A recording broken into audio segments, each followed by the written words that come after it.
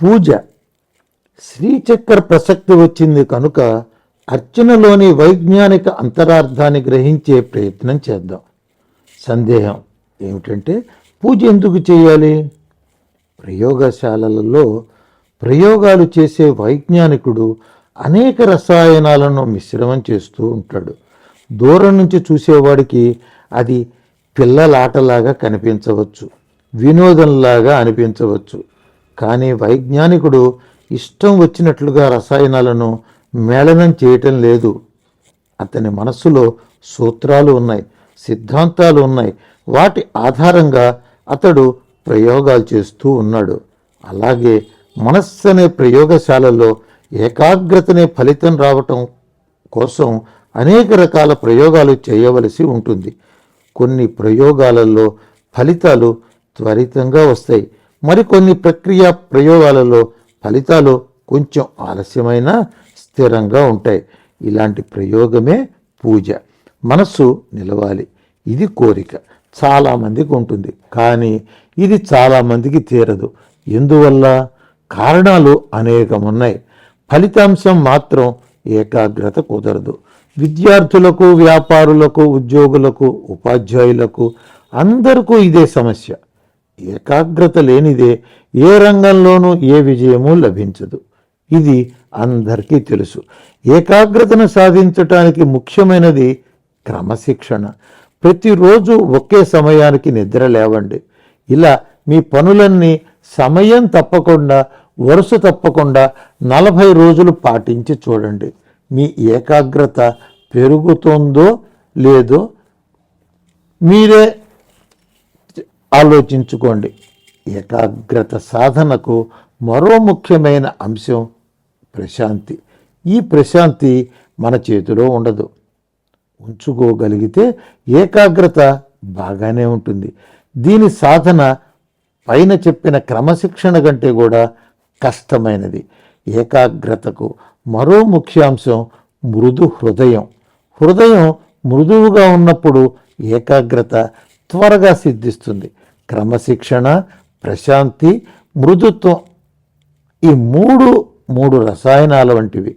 వీటి సమ్మేళనంతో చేసే వైజ్ఞానిక ప్రయోగమే పూజ. ఇందులో ఇష్టదేవత కేవలం ఆధారం మాత్రమే. దైవం మీద గల విశ్వాసం మనసుకి సులభంగా ప్రశాంతినిస్తుంది. ఆ దేవతామూర్తిలో పూజ పరికరాలలో ఉన్న సౌందర్యం మనస్సుకు మృదుత్వాన్ని ఇస్తుంది. పూజ కోసమై ఉపయోగించే పదాలు, శ్లోకాలు, మంత్రాలు క్రమబద్ధమైన లయలో నడుస్తాయి. కనుక మనస్సుని, శరీరానికి కూడా మిలిటరీ మార్చి వంటి క్రమశిక్షణ అలవడుతుంది. పూజా ప్రయోగంలో జరిగేది ఇదే. ప్రయోగశాలలో రసాయనాలను అజాగ్రత్తగా కలిపితే అనుకున్న ఫలితం రాదు. పూజా ప్రయోగంలోనూ అంతే. పైన చెప్పుకున్న అంశాలను శ్రద్ధగా మేళవించటం అభ్యసించాలి. ఇది చిన్నప్పటి నుంచే రావటం మంచిది. చిన్నతనంలో పెద్దలు చేసే పూజను పిల్లలు చూస్తారు. చిన్నప్పటి నుంచి ప్రయోగశాల అలవాటైన విద్యార్థి టెస్ట్ ట్యూబులను చూసి భయపడడు, కంగారు పడి పగలగొట్టడు. పూజ చూడటం నేర్చిన పిల్లవాడు క్రమంగా అతి సునాయాసంగా పూజా ప్రయోగంలోకి ప్రవేశిస్తాడు. అతి ఆలోచన పద్ధతి, క్రమశిక్షణతో ప్రశాంతితో నిండి ఉండటం సహజ పరిణామంగా లభిస్తుంది. లభించిన ఈ క్రమశిక్షణను అతడు దేనికి వినియోగించుకుంటాడు? ఈ ప్రశ్నతో పూజకు పెద్దగా సంబంధం లేదు. పూజ అంటే క్రమశిక్షణ కలిగించటం వరకే దాని పని. కానీ పూజ క్రమశిక్షణతో పాటు ప్రశాంతిని కూడా కలిగిస్తుంది. కనుక పూజ చేసేవాడి నిర్ణయాలు సామాన్యంగా సౌమ్యంగా ఉంటాయి. అందువల్ల అతడు సమాజానికి ఎక్కువ ఉపయోగకారిగా ఉంటాడు. అలాంటి వారి వల్ల సమాజంలో సహకార గుణం పెరుగుతుంది. కనుక మనం సమాజంలో క్రమశిక్షణ, ప్రశాంతి మాత్రమే పరస్పర సహకారం కలగటం కోసం పూజను ప్రోత్సహించాలి. పూజకు సమయాలు ఉన్నాయా? అసలు పూజలు ఎన్ని రకాలు? పానీయంబులు త్రాగుచున్, గుడుచుచున్, భాషించుచున్, హాసలీలా నిద్రాదులు చేయుచున్ తిరుగుచున్ లక్షించుచున్ సంతత శ్రీనారాయణ పాద పద్మ యుగళి చింతామృత స్వాద సంధానుండై మరచన్ సురారి సుతుడే విశ్వమున్ భూవరా. ఇది భాగవతంలో ప్రహ్లాద చరిత్రలోని పద్యం. ఏదైనా తాగుతున్నా, తింటున్నా, ఎవరితోనైనా మాట్లాడుతున్నా, హాస్యాలాడుతున్నా, ఇటు అటు తిరుగుతున్నా, చివరకు నిద్రపోతున్నా సరే ప్రహ్లాదుడు శ్రీహరి ధ్యానం మానలేదని ఈ పద్యానికి తాత్పర్యం. దీని ప్రకారం భక్తుడు సర్వకాల సర్వావస్థలలోనూ భగవంతుడిని ధ్యానిస్తూ స్మరిస్తూ ఉండవలసిందే. ధ్యానంలాగానే పూజ కూడా నిజానికి మానసికమైన ప్రక్రియయే. చాలామంది పూలు విసరటం, దీపాలు తిప్పటం పూజ అనుకుంటూ ఉంటారు. నిజానికి మానసిక భావనతో కూడుకొని లేకపోయినట్లయితే కేవలం పూలు విసరటం పూజ కానే కాదు. అయితే మానసికంగా భావనను అభ్యాసం చేయటానికి బహిరంగమైన పూలు విసిరే ప్రక్రియ సహాయకారిగా పనిచేస్తుంది. మనస్సు అనే ప్రయోగశాలలో జరిగే వైజ్ఞానిక ప్రయోగమే పూజ అనే చెప్పుకుంటున్నాం మనం. అయితే పూజ బహిరంగంగా జరిగే ప్రక్రియ కదా, అది మానసికం ఎలా అవుతుంది అనే ప్రశ్నకు సమాధానం కూడా కొంతవరకు చెప్పుకున్నాం. ఆ విషయాన్ని ఇంకా వివరించుకుందాం. అందుకే పూజ ప్రధానంగా 2 విధాలు. 1 మానసిక పూజ, 2 బహిరంగ పూజ. నిజానికి మానసిక పూజే అసలు పూజ. అంటే ఎదురుగా విగ్రహంతో నిమిత్తం లేకుండానే మనసులో దేవతామూర్తిని సజీవంగా భావించుకుని ఆయన కాళ్ళు కడుగుతున్నట్లు, స్నానం చేయిస్తున్నట్లు, భోజనం తినిపిస్తున్నట్లు ఇలా భావించుకుంటూ పోవటమే మానసిక పూజ. ఇది సగుణ ధ్యానానికి మరో రూపన్నమాట. అయితే కేవలం మానసికంగా ఇంత కల్పన చేయటానికి దానికి కావలసిన వివరాలన్నీ అణువణువున మనస్సులో భావించుకోవటానికి తీవ్రమైన మనోబలం ఉండాలి. ఇది కొంత లోపించినప్పుడు దీనికి సహాయం చేసేందుకు బహిరంగ విగ్రహ పూజను ఏర్పరిచారు. ఇందులో ప్రత్యక్షంగా ఇష్టదేవతామూర్తి ఎదురుగా ఉంటుంది. కాళ్ళు కడుగుతున్నాను అన్నప్పుడు ఆ పాదాల మీద ఉద్ధరిణితో నీళ్లు పోస్తాం. స్నానం చేయిస్తున్నప్పుడు నిజంగానే ఆ విగ్రహం మీద నీళ్లు పోస్తాం. నైవేద్యం చేస్తున్నామన్నప్పుడు తినుబండారులను విగ్రహానికి ఎదురుగా పెడతాం. ఈ పనులన్నీ సంకేతంగా పనిచేసే మన మనస్సులో ఆయా పనులు ఆ చైతన్యమూర్తికి జరుగుతూ ఉండాలి. మనస్సులోంచి చైతన్యమూర్తి తొలగిపోతే బహిరంగ పూజ కేవలం నాటకం అవుతుంది.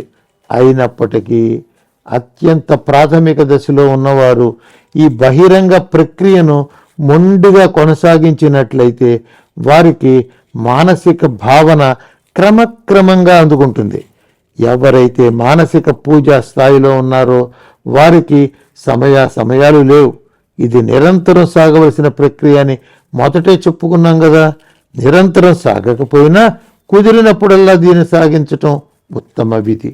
బహిరంగ పూజ దశలో ఉన్నవారు మాత్రం పూజకు సమయాలు పాటించటం అవసరం. ప్రాతకాలంలోనూ, మధ్యాహ్న కాలంలోనూ, సాయం సంధ్యాకాలంలోనూ పూజ చేయటం మంచిది. అపరాహ్న కాలంలోనూ, అర్ధరాత్రి కాలంలోనూ పూజ ప్రశస్తం కాదు. సర్వ సమయాలలోనూ అహోరాత్ర ప్రక్రియ పూజలు చేసేటప్పుడు ఈ నియమం వర్తించదు.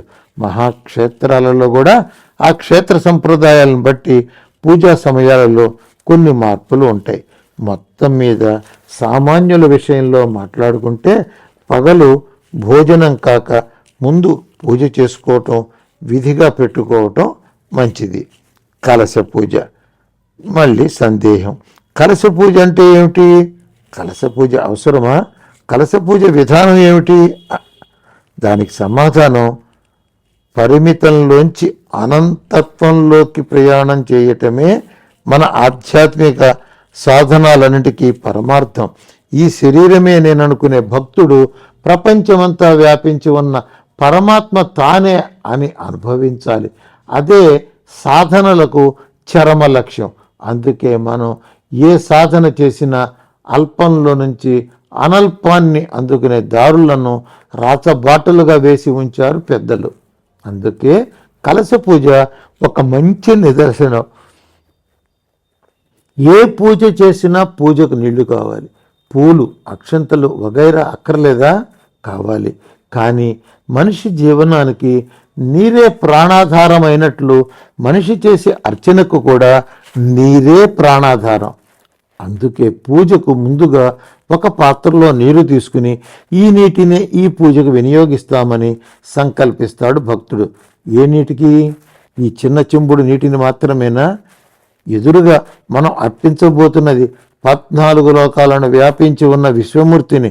ఆయన అర్చనకు ఈ చిన్న చెంబు నీళ్లు ఎలా చాలుతాయి?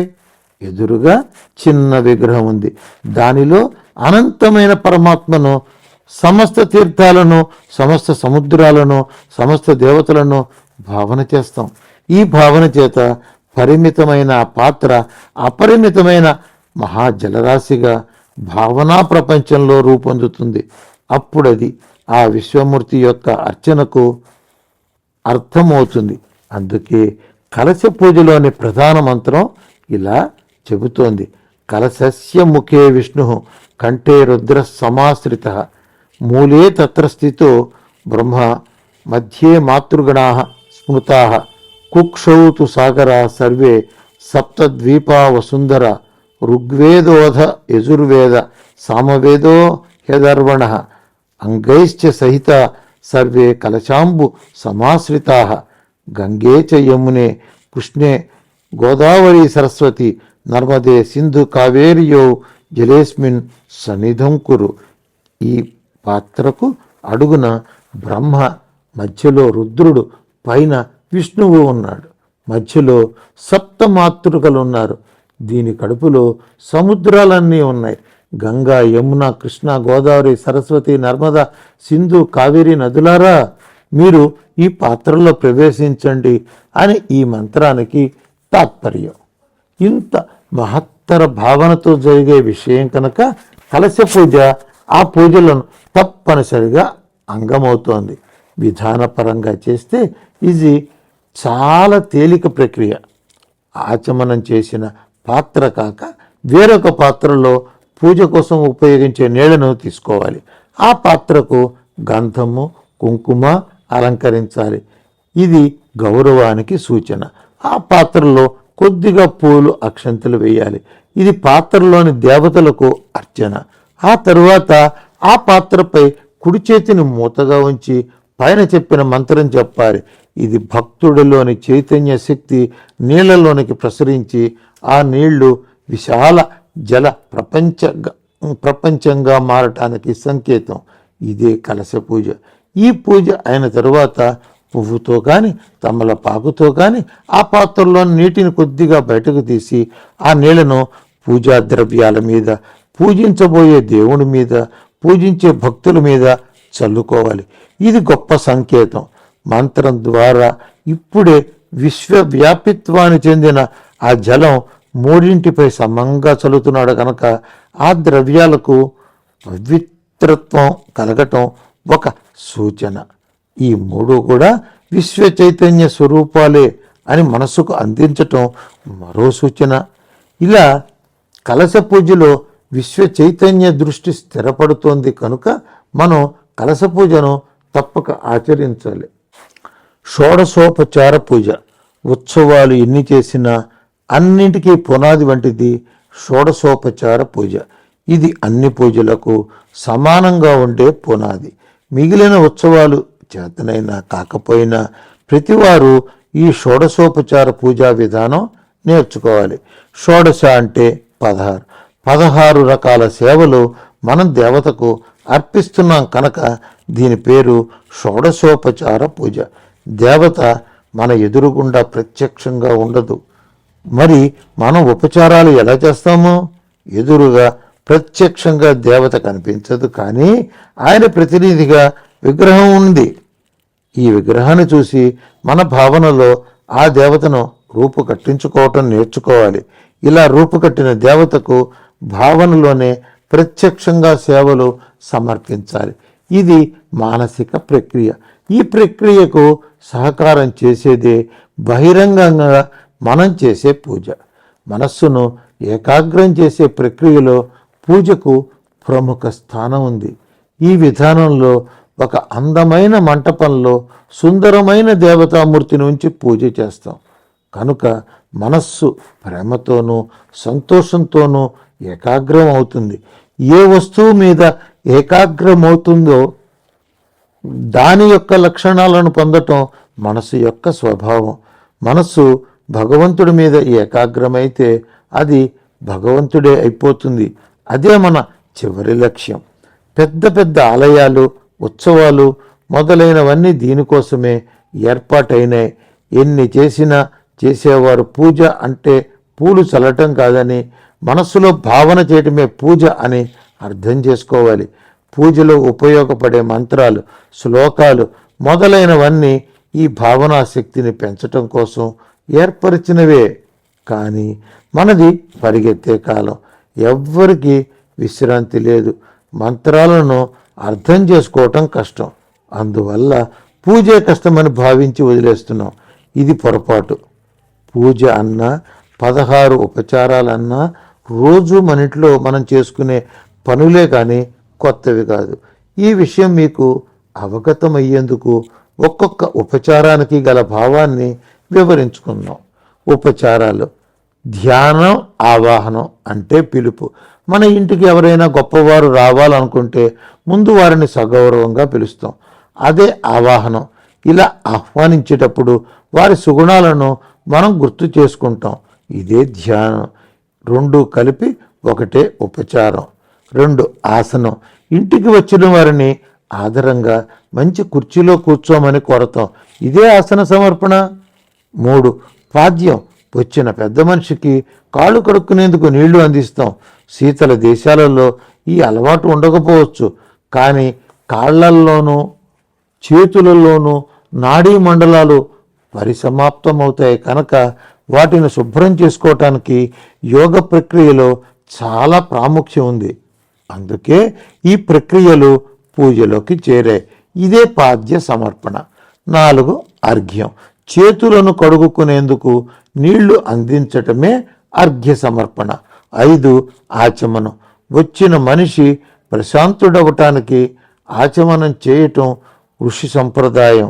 ఆచమనం అంటే 3 సార్లు గుక్కెడు నీళ్లు త్రాగటం. దీనివల్ల గొంతులోనూ నోటిలోనూ గల కండరాలు మెత్తబడి మనిషి యొక్క వాక్కు మృదువుగా వస్తుంది. వచ్చిన పెద్ద మనుషులు ఆ ఆచమనం చేయటం ఈనాడు సామాన్య కుటుంబాలలో మనకు కనిపించకపోయినా ఋషి సంప్రదాయాలలో ఉండేవారు మాత్రం ఇప్పటికీ దీనిని ఆచరిస్తూనే ఉన్నారు. 6 మధుపర్కం. వచ్చిన పెద్ద మనిషికి మొదట ఏదైనా పానీయం అందిస్తాం. తేనె కలిపిన పానీయమే మధుపర్కం. 7 స్నానం. తరువాత ఆ పెద్ద మనిషికి స్నానానికి ఏర్పాటు చేస్తాం. దేవతకు మనమే స్వయంగా స్నానం చేయిస్తాం. ఇక్కడ ఉన్నది దేవతామూర్తి కనుక వరుసగా పాలు, పెరుగు, నెయ్యి, తేనె, పంచదార, కొబ్బరి నీళ్లు, మంచినీళ్లు వీటితో స్నానం జరుగుతుంది. కుదరకపోతే ఒట్టి నీళ్లతోనే. 8 వస్త్రం, ఉపవీతం. స్నానం తర్వాత కట్టుకోవటానికి కొత్త బట్టలు మనమే అందిస్తాం. ఆ తర్వాత పైన కప్పుకునే ఉత్తరీయం కూడా అందిస్తాం. పశ్చిమ దేశాలలో పై ఉత్తరీయం లేకపోయినా టై ఉన్నది. ఇదే ఉపవీతం. 9 గంధం. ఆ తర్వాత ఆ పెద్ద మనిషికి సుగంధ ద్రవ్యాలు అందిస్తాం. నుదుటన చందనం, కుంకుమ ధరించటం వైజ్ఞానికంగా చాలా అవసరమని భారతీయులకు తెలుసు కనుక సుగంధ ద్రవ్యాలలో గంధానికి ముఖ్యమైన స్థానాన్ని ఇచ్చారు. 10 పుష్పాలు. ఈ రోజుల్లో స్త్రీలు మాత్రమే పుష్పాలు అలంకారంగా ధరిస్తున్నారు. పురాతన కాలంలో పురుషులు కూడా అలాగే ధరించేవారు. పుష్ప సమర్పణ అందువల్లనే పూజలోని ఉపచారాలలోకి చేరింది. ఉపాసన పరంగా పుష్పం అనేది మన హృదయానికి సంకేతం కనుక పూజించే దేవత యొక్క వివిధ గుణాలను వర్ణించే పేర్లను ఉచ్చరిస్తే పువ్వులను దేవతకు సమర్పించే విధానం ఏర్పాటైంది. ఇదే అష్టోత్తర శతనామ పూజ, సహస్రనామ పూజలుగా విస్తరించింది. 11 ధూపం. ధూపం అంటే సుగంధం గల పొగ. వచ్చిన పెద్ద మనిషికి పొగ చూపటం ఏమిటి అనే సందేహం కలగవచ్చు. కానీ ఆయుర్వేద విధానంలో స్నానానంతరం కొన్ని ప్రత్యేక ద్రవ్యాల ధూపాలను ఒంటికి పట్టించుకోవటం కేశాలకు, ముఖవర్చస్సుకు, ఊపిరితిత్తులకు కూడా చాలా అవసరం గనక ధూమ సమర్పణ ఒక పూజా ప్రక్రియగా ఏర్పడింది. భారతదేశంలో గ్రామాలలో ఇప్పటికీ స్త్రీలు, ముఖ్యంగా బాలింతరాళ్ళు, స్నానానంతరం ధూప సేవనం చేయటంలో ఆచారంగా ఉంది. 12 దీపం. ఇంటికి వచ్చిన పెద్ద మనుషులకు ప్రత్యేకంగా వేరే దీపాలను చూపే ఆచారం ఇప్పుడు లేదు. కానీ ఇక్కడ ఈ దేవత జ్యోతి స్వరూపుడు అనే భావన వృద్ధి పొందేందుకై దీప సమర్పణ ఏర్పాటు చేయబడింది. ఇక్కడ సమర్పించే దీపం చిన్నదిగా ఉంటుంది. పూజ చివరిలో పెద్ద దీప సమర్పణ వేరే వస్తుంది. ఇంతవరకు ఆ దేవత యొక్క సౌందర్యాన్ని మనం మిక్కిలి ప్రీతిగా చూస్తూ ఉన్నాం కనుక మన దృష్టి దోషం ఆయనకు తగులరాదు అనే భావన కూడా ఆ దీప సమర్పణలో ఉంది. 13 నైవేద్యం అంటే రకరకాల ఆహార పదార్థాలు సమర్పించటం. ఇది అన్ని చోట్ల ఉన్నదే. 14 తాంబూలం. ఆయుర్వేదం ప్రకారం భోజనానంతరం తాంబూల సేవనం సహజ ఆరోగ్యానికి ఎంతో అవసరం. యతులు, బ్రహ్మచారులు తప్ప గృహస్థులు భోజనానంతరం తాంబూలం సేవించటం భారతదేశంలో ఇప్పటికీ పలు చోట్ల అలవాటుగా ఉంది. అందుకే ఇది పూజోపచారాలలోకి ప్రవేశించింది. 15 హారతి.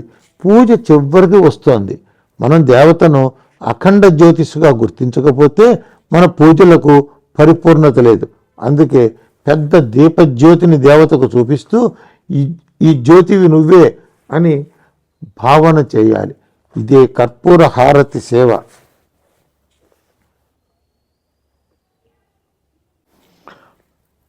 16 మంత్రపుష్పం ప్రదక్షిణం. జ్యోతిగా చూసిన దేవతను పరతత్వంగా వర్ణించే మంత్రాలను చెప్పి పుష్పాలను సమర్పించటం మంత్రపుష్పం. అన్ని దిక్కులా నీవే ఉన్నావు అని భావిస్తూ ఆ దేవత చుట్టూ కానీ తన చుట్టూ తాను కానీ తిరగటం ప్రదక్షిణం. ఇంటికి వచ్చిన పెద్ద మనిషి చుట్టూ మనం తిరగటం కానీ ఆయన వెంటబడి ఆయనకు కావలసిన సౌకర్యాలు చూస్తాం. ఇది కూడా ఒక రకమైన ప్రదక్షిణమే. పూజలోని ప్రదక్షిణం లౌకిక స్థాయిని దాటి ఆధ్యాత్మిక స్థాయిని అందుకుంటుంది. ఇవే పూజలోని 16 ఉపచారాలు. వీటిలో 1-2 ఉపచారాలకు ఆధ్యాత్మిక సంకేతాలున్నా మిగిలినవన్నీ మనం ఇళ్లలో ప్రియమైన అతిథులకు చేసుకునే సేవలే కనుక వీటిని భావన చేయటం కష్టం అనరాదు. మీరంతా భావనా బలాన్ని పెంచుకోవాలనే దృష్టితో పూజాతత్వాన్ని మీకు తేలికైన మాటల్లో అందిస్తూ ఉన్నాం. దీనిలో ఇంకా గంభీరమైన సాంకేతిక అర్థాలు ఉన్నమాట వాస్తవమే. కానీ మన నిత్య సాధనకు ఇది సరిపోతుంది. నాగపూజ. సందేహం. నాగపూజ నాగుల చవితి నాడు పుట్టలో పాలు పోయటం సమంజసమేనా? పుట్టకళ్ళు అంటే ఏమిటి? చాలామంది సంతాన ప్రాప్తికి పాములను పూజిస్తారు. ఎందుకు? జాతకరీత్యా కొందరికి కళ్యాణ యోగానికి, సంతాన యోగానికి నాగదోషం అడ్డుపడుతున్న మాట నిజమేనా?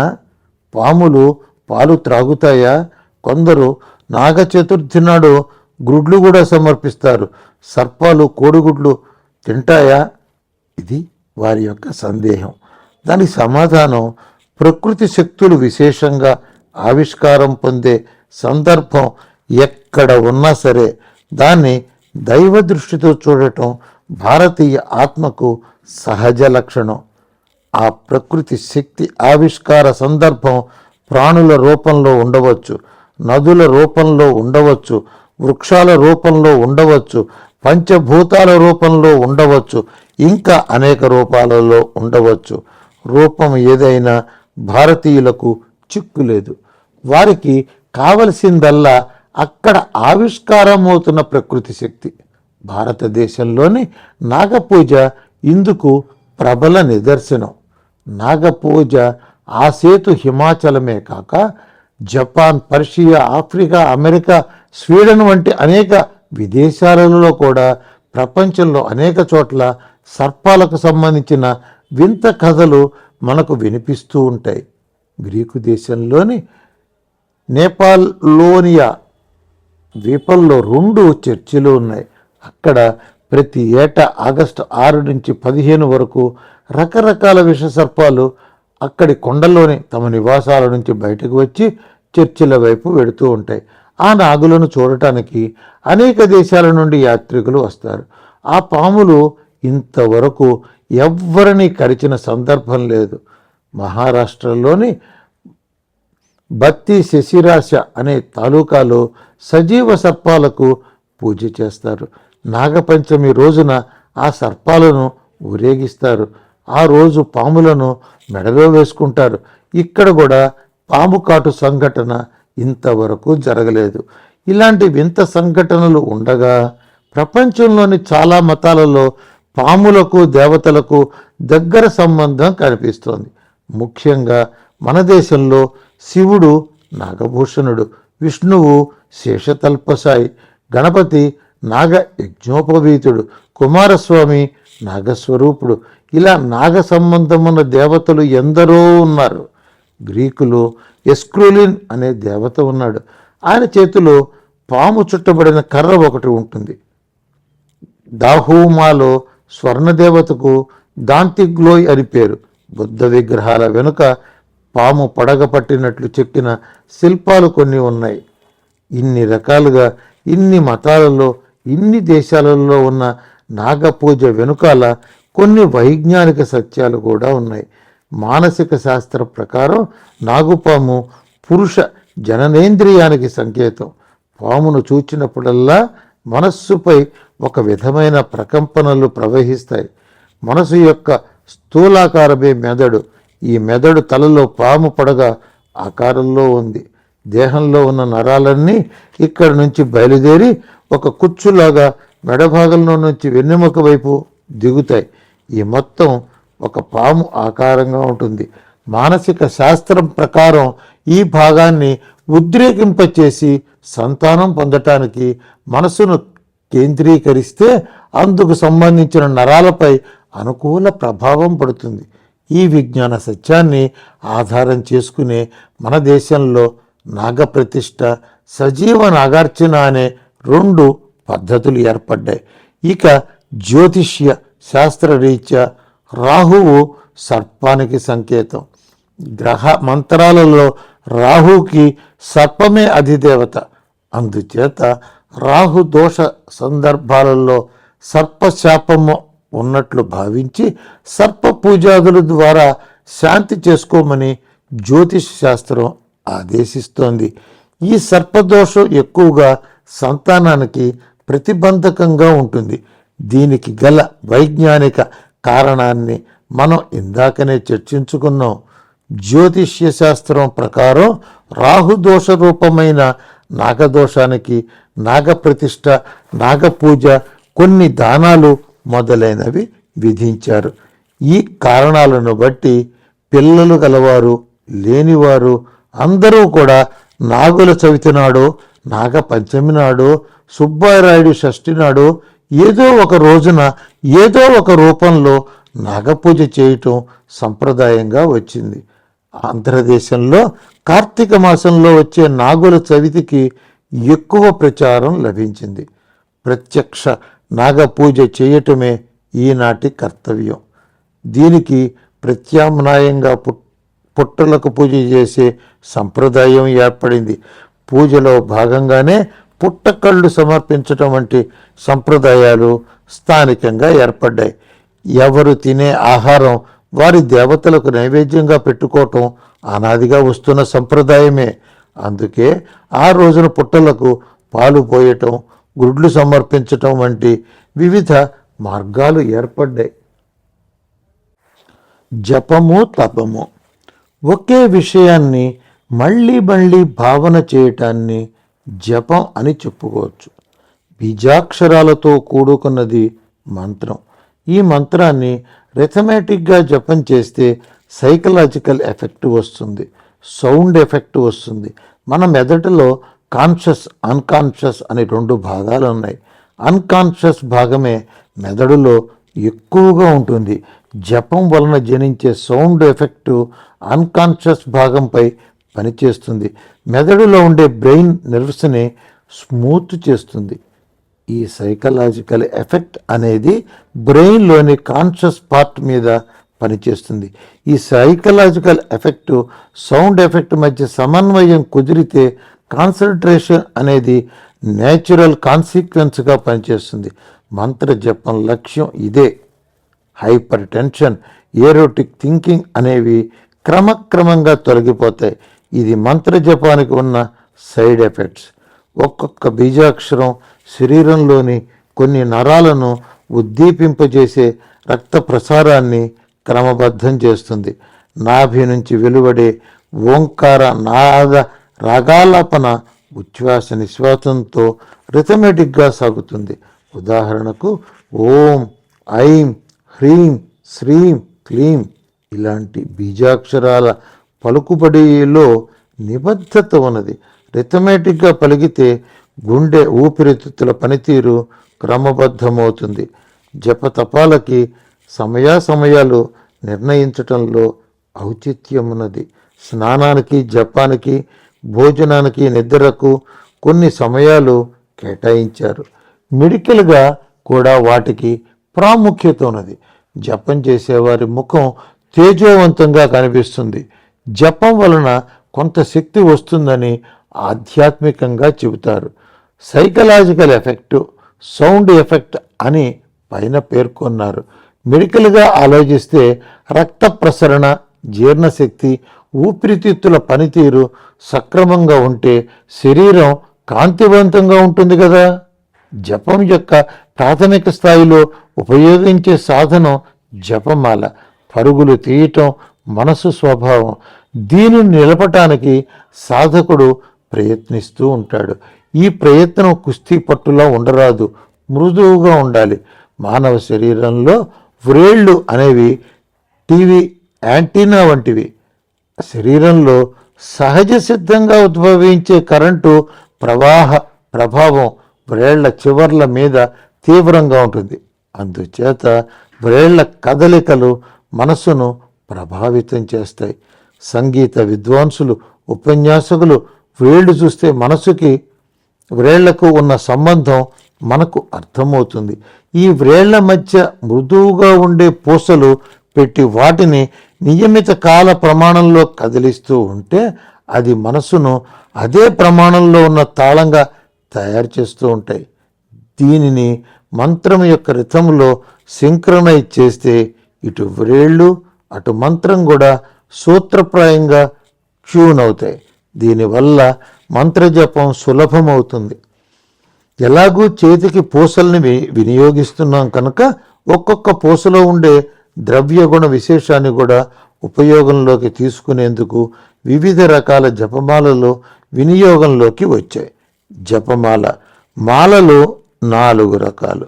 తిథిమాల అంటే 15 పూసలు, 2 నక్షత్రమాల అంటే 27 పూసలు, 3 జపమాల 108 పూసలు, 4 ధరించే మాల 54 పూసలు. ధరించే మాల గురించి వివరించే ముందు జపమాలలోని పూసల సంఖ్య వెనుక విశిష్టతను వివరించుకుందాం. మనకి 12 రాశులు ఉన్నాయి. ఈ రాశి చక్రంలో ఉన్న మొత్తం డిగ్రీలు 360. వీటిని 27 భాగాలుగా విభజిస్తే నక్షత్రాలు అనేవి ఏర్పడతాయి. ఒక్కొక్క నక్షత్రానికి 4 పాదాలు అంటే 27 × 4 108 పాదాలు ఉంటాయి. దీనికి సింబాలిక్గా జపమాలలో 108 పూసలు అనేది సామాన్య సంఖ్య. 108 పూసలు ఉన్న మాలని మెడలో వేసుకుంటే బొడ్డు దిగువకు వస్తుంది కనుక 2 మడతలుగా మెడలో వేసుకుంటారు. అలాగే జపం చేసుకునేటప్పుడు ఈ మాల పొడవుగా ఉండి జపానికి అసౌకర్యంగా ఉంటుంది కనుక కొందరు 54 పూసల మాలని ధరిస్తారు, లేక జపమాలగా వాడతారు. లేదా ఇందులో సగం 27 పూసలు కూడా వాడేవారు లేకపోలేదు. మరొక సిద్ధాంతం, మనం ఉచ్చరించే మంత్రాలన్నీ భాషామయాలు. భాష అంటే అక్షరాలు. ఈ అక్షరాల ఉచ్చారణ దంతాలను గాలి నాలుక తాకే తాకిడిని బట్టి ఉంటుంది. ఈ దంతాలు 32. అందుచేతనే దంతాలను విద్యాస్థానాలుగా పరిగణించారు. చిట్ట చివరకు వచ్చే దంతాలను జ్ఞానదంతాలుగా పేర్కొన్నారు. అంటే మేధా వికాసం స్థాయి భావానికి చేరుతుందనే భావన. ఈ దంతాల సంఖ్యను ప్రామాణికంగా తీసుకుని జపమాలలోని పూసల సంఖ్యని 32, 64, 128గా నిర్ణయించారు. వీటిలో 32 సంఖ్య ఎక్కువ ప్రసిద్ధి. ఈ రీత్యా మెడలో వేసుకునే మాలలో 32 పూసలు ఉండాలన్నది ఒక సంప్రదాయంగా వచ్చింది. గమనిక, సంఖ్య ఏదైనా జపమాల అనేది ప్రాథమిక స్థాయిలోనున్న సాధకుడికి ఉపయోగపడటానికి ఏర్పడినదే కనుక ఏ సంప్రదాయాన్ని ఆచరించినా మంచిదే. జపమాలలో ఉపయోగించే పూసలకి ఔషధీ గుణాలున్నాయి. ఆ తత్వాన్ని కూడా దృష్టిలో పెట్టుకుని వివిధ రకాల జపాలకు వివిధ పూసలు ఉపయోగిస్తారు. సాధారణంగా 5 రకాల మాలలు ధరిస్తారు. అవి రుద్రాక్షమాల, స్ఫటికమాల, తులసిమాల, పగడాలమాల, పద్మపూసల మాల. రుద్రాక్షలు ఇవి అగ్ని తేజస్సుని ఉద్దీపన చేస్తాయి. శివునికి ఆయన పరివారానికి రుద్రాక్షమాలతో జపం చేయవచ్చు. వైద్యపరంగా బీపీ తగ్గించే ఔషధి గుణం ఉంది. రక్తంలోని లోహ కణాలను అనగా ఎర్ర కణాలను చైతన్యవంతం చేసే గుణం ఉంది. పగడాల మాల, అమ్మవార్లకు ఈ మాలతోనే జపం చేయవచ్చు. మహిళలు పగడాలతోనే జపం చేయాలన్న ఆచారం కూడా ఉన్నది. కుజదోష నివారణకు ఉపకరిస్తుంది. ఈ పగడాల మాల మనసుని ప్రేమమయం చేస్తుంది, సౌందర్య దృష్టిని కలిగిస్తుంది. ఆరోగ్యపరంగా వాత పిత్త కఫ దోషాలను నివారిస్తుంది. పద్మపూసల మాల ఐశ్వర్య ప్రదాత. ప్రధానంగా లక్ష్మీ పూజకి, ఇతర దేవీ జపాలకి కూడా ఉపయోగించవచ్చు. శరీరంలోని ఉష్ణాన్ని తగ్గించే ఔషధీ గుణముంది. వరుణ తత్వాన్ని ఉద్దీపన చేస్తుంది. తులసిమాల మనసుకి ప్రశాంతత చేకూరుస్తుంది. వరుణ తత్వాన్ని ఉద్దీపన చేస్తుంది. శరీరానికి హాని కలిగించే సూక్ష్మ క్రిముల్ని నాశనం చేస్తుంది. విష్ణు గణాలకి తులసిమాలతో జపం చేయవచ్చు. స్ఫటికమాల, స్ఫటికం అంటే క్వార్ట్స్. ఇది శారీరక ఆరోగ్యాన్ని అన్ని విధాలా మెరుగుపరుస్తుంది. ఇది అన్ని రకాల కోరికలు తీరుస్తుంది. మనసుని వైరాగ్యం వైపు మళ్లిస్తుంది. జ్ఞానదృష్టి కలిగిస్తుంది. పీఠాధిపతులు, యతీశ్వరులు ఈ కారణంగానే స్ఫటికమాల ధరిస్తారు. ఇవి కాక కొందరు బంగారంతో పూసలు చేయించి లక్ష్మీదేవి జపం చేయటం కూడా జరుగుతుంది. బంగారానికి కూడా ఔషధీ గుణం ఉంది. చర్మానికి కాంతినిస్తుంది. సువర్ణ భస్మం జీర్ణాశయాన్ని శుద్ధి చేస్తుంది. తపం, జపం పెర్ఫెక్షన్ దగ్గరకు వెళుతున్న కొద్దీ తపస్సు అవుతుంది. జపంలో రిథం ఉంటుంది. రిథం అంటే pieces of sound. 2 sound pieces మధ్య నిశ్శబ్దం ఉంది. ఈ నిశ్శబ్దం మీద దృష్టి కేంద్రీకృతమైతే అది తపస్సు అవుతుంది. ఎప్పుడైతే మనస్సు తపస్సులోకి ప్రవేశిస్తోందో ప్రకృతిలో ఉండే అనేక తత్వాలు వాటంతట అవే ఆవిష్కరించుకుంటాయి. అప్పుడు తపస్సు అనేది ఆలోచనగా మారుతుంది. తపస్సు పరిణతి చెందుతున్న కొద్దీ శబ్దం తరిగి నిశ్శబ్దం పెరుగుతుంది. ఆ నిశ్శబ్దంలో నుంచి హృదయాంతరాలలో ఉన్న సహజమైన నాదం ఆవిష్కరింపబడుతుంది. ఈ నాదం లయకి అతీతమైంది. దీనిలో తాదాత్మ్యం సిద్ధిస్తే పరమతత్వం ఆవిష్కారమవుతుంది. ఇది తపస్సుకి పరాకాష్ట.